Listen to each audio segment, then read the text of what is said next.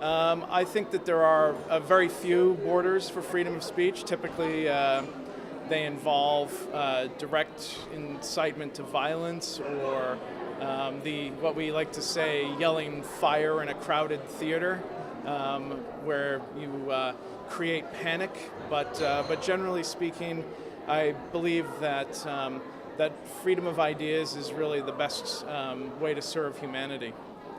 Well, there are, but there shouldn't be. Yes. What kind of borders you are talking about? Well, there are different borders. There might be borders which are set by governments, to create different obstacles so media couldn't work or do their job. And sometimes there are also borders which journalists create by themselves, like self-censorship, when nobody is kind of pressing you, but you still, by yourself, you are not saying anything you really would love to say, actually.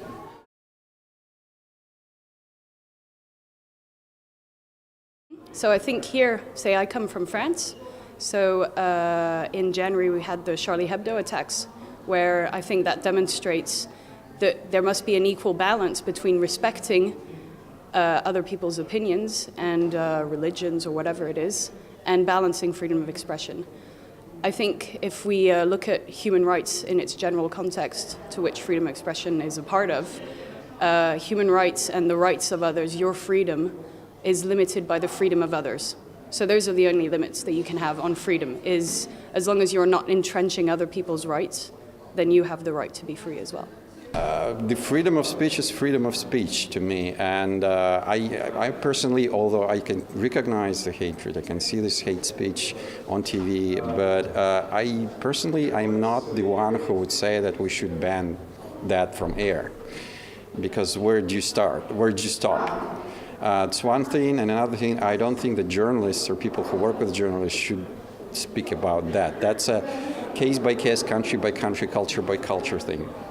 And in that sense, I think that there are probably the borders, but I'm not the one to define them, and I think media are not the one to limit other media. I think that it's best to not try to proactively filter out ideas.